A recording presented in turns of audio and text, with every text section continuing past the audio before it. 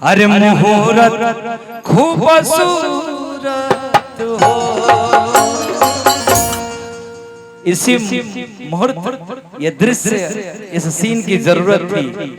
देखिए अगर घर में परिवार में गांव में कोनो भी आदमी बड़ा हो जाला शुरू के दिन में तो गायक लोग के बड़ा कष्ट होला। गायक लोग के सीधे नचनिए से बुलावल जाला। हमरो सब तो भइल भाई साहब।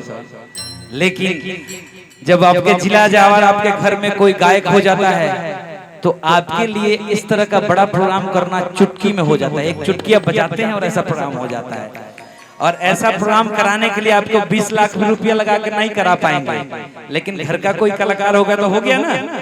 तो इसलिए निशा जी को आप लोग आशीर्वाद दीजिए, तालियां बजाइए इस लड़की के लिए।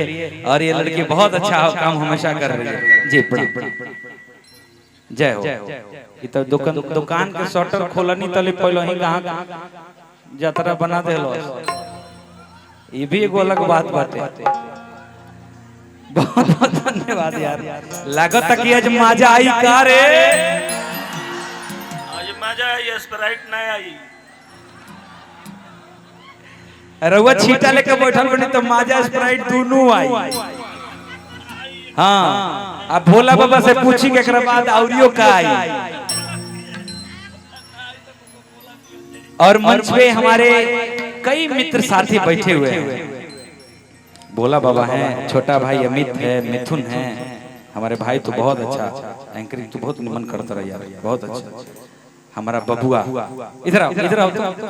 एकरा उम्र में तो हमने के माई हमने के झाड़ा फिर के आई से तो पैंट पैंट पे लैट्रिन होती थी। ये इस उम्र में गाने लगा आर्यन बाबू। इसके लिए तालियां और आशीर्वाद दोनों चाहिए आप सबका। एक जोरदार ताली। ये लड़का बहुत अच्छा करेगा, हमको उम्मीद है कि बहुत अच्छा करोगे तुम। और खूब स्वस्थ रहो। माइक एक लीजिए। माइक 50 मूवी कर लिया अभी तक, बताओ। तुम्हारे उम्र में हम 50 बार लैट्रिन गए हैं। हाँ आते थे पैंट टंगले उधर से, माई से बोलते धो दो। और मंच में हमारे दो बहना बैठी हुई हैं। ये लोग बहुत अच्छा गाती हैं। आप लोग गारी उरी वरी गावेली से के कि जैसन मर्दा मंगबू अरे वैसने मर्दा दे। आए हाय रे जवान। तारा लोग खाती ऐसे ही गौनी है कि निशा जी हमेशा ही लोग देखने के गाड़ी गावेले सो कहले से तनी देख। अरे तनी देख लो देवलिया पका लिखल बा तनी। इसका अगला लाइन में बाद में गाएंगे, लेकिन वो उन लोग के लिए मैं कह रहा था। और हमारी बहुत ही प्यारी गायिका नीलम जी बहुत सुरीली। मैंने एक दिन इसको स्टेज पर बोला कि तुम बहुत अच्छा गा रही हो, और सच में अच्छा गा रही गाती है। इसके आंखों में आंसू आ गए। मैंने कहा कि घबराओ नहीं, अगला दिन तुम्हारा होगा। जे भी आदमी अपना जीवन में मन से मेहनत करी ओकरा के दुनिया के ताकत कोनो रोक नहीं कर सकत। काहे को सीधा कनेक्शन भगवान से रहला। जे जमुना फील्ड में बात दिल से काम करी एक न एक दिन सफल होई। कौनो फील्ड में के हो के तका।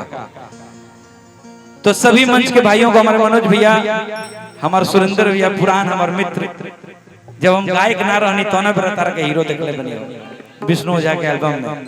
हमारा छोटा भाई अखिलेश, हमारा छोटा भाई डॉक्टर साहब, सीटू, अनिल, राजन भैया के टीम, और मंच पे जितने लोग बैठे सबको प्रणाम है। हमारे भैया अमित के बड़े भैया सभी को प्रणाम है। और आई माई के समर्पित एगो गीत आप सबके तरफ से हम रखा था कि अरे ऊंचे रे पहाड़वा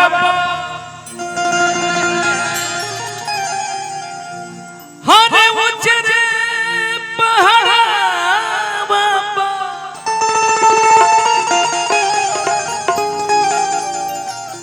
जहां जैसन तहां तैसन माई सन तो मरद कैसन। हरे माई के मंदिरिया तुम मंदिरिया।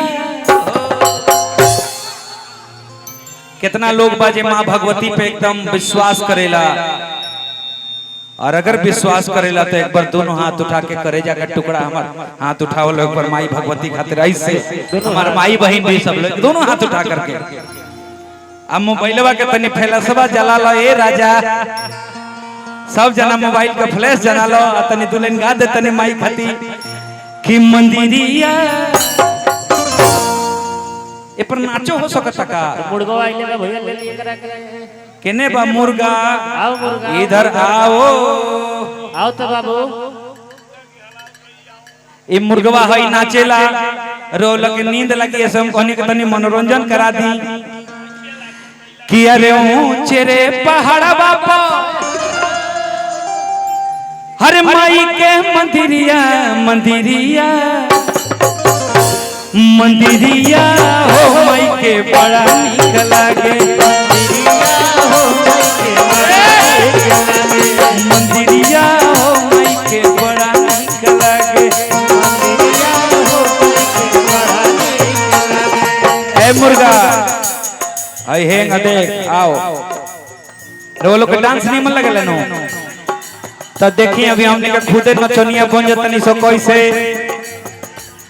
मंदिरिया हो के बड़ा निक लागे मंदिरिया हो बड़ा निक लागे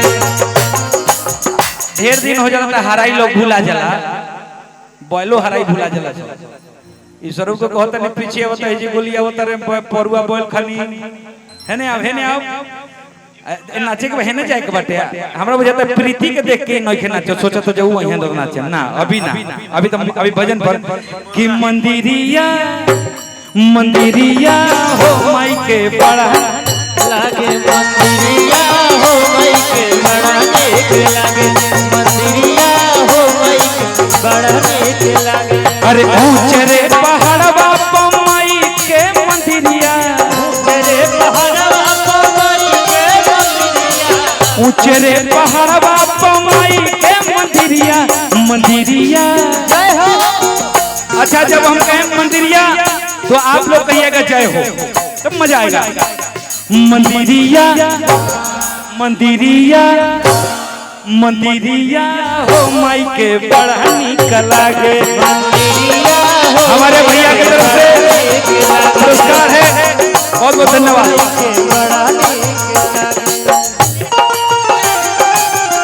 मुखिया जी हमारे निशा जी के गांव के मुखिया जी जियत रही अब मुखिया के ऊपर वाला पोस्ट में सब आ गया वो तो है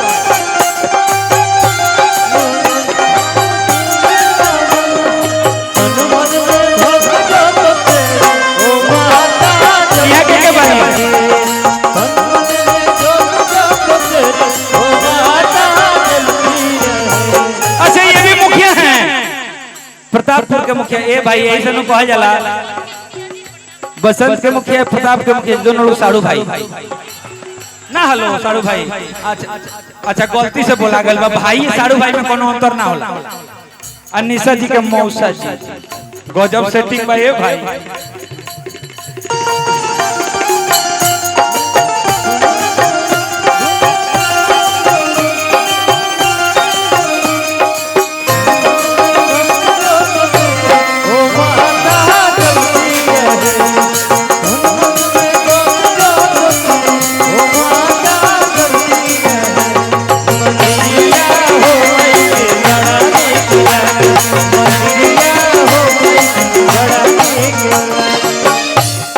क्या बात है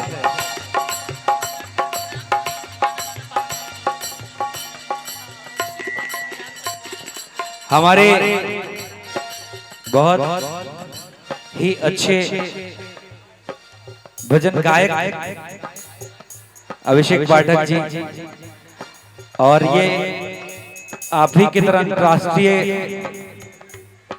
गायक हैं हमारे तरफ से शुभकामनाएं लोगों का आशीर्वाद मिले बहुत बहुत धन्यवाद माई के माथे टीका सोहे माई के माथे टीका सोहे माई के माथे टीका सोहे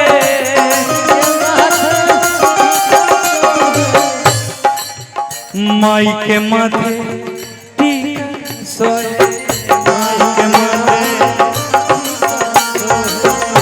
माई के माथे टीका सोहे,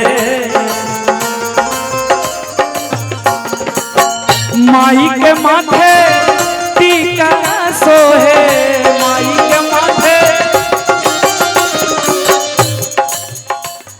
मुकुटिया मुकुटिया मुकुटिया हो माई के बड़ा निक लागे, मुकुटिया हो माई के, मुकुटिया हो माई के बड़ा निक लागे।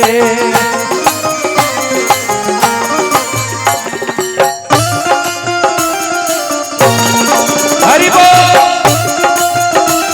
बहुत बहुत धन्यवाद निशा जी, जय हो। होने से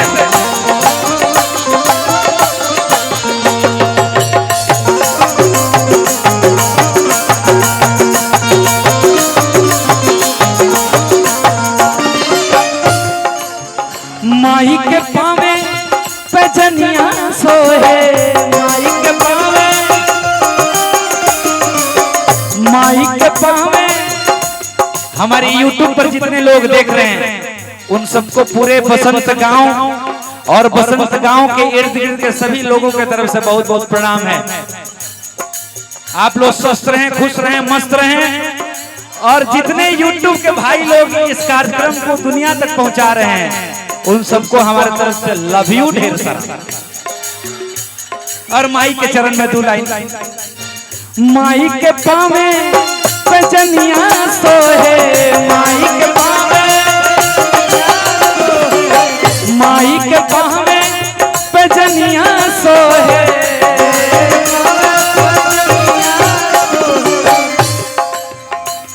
कंगनवा कंगनवा कंगनवा हो माई के बड़ा निक लागे, कंगनवा हो माई के बड़ा निक लागे। ए मुर्गा उसको कमर में बांधो तो देखो, हर डांस का एक वेशभूषा होता है। गोविंदा वाला नाच नाचना होगा तो कमर में बांधना पड़ेगा, तो डांस लौकेगा, अन्य तो नहीं लौकेगा। अब कमर से नाचना है। कंगनवा कंगनवा कंगनवा हो माई के,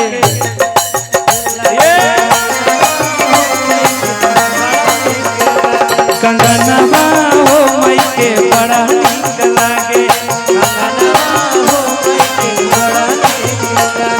हो मैंने किसी को दे दिया, दिल दे दिया, दिल दे दिया। पूछो पूछो पूछो पूछो कौन है वो, पूछो पूछो पूछो कौन है वो। बोलो बोलो बोलो बोलो कौन है वो, बोलो बोलो बोलो बोलो कौन है वो। कंगनवा हो माई के बड़ा निक लागे, कंगनवा हो माई के बड़ा निक लागे, कंगनवा माई के बड़ा निक लागे, कंगनवा हो माई के बड़ा निक लागे, कंगनवा हो माई के बड़ा निक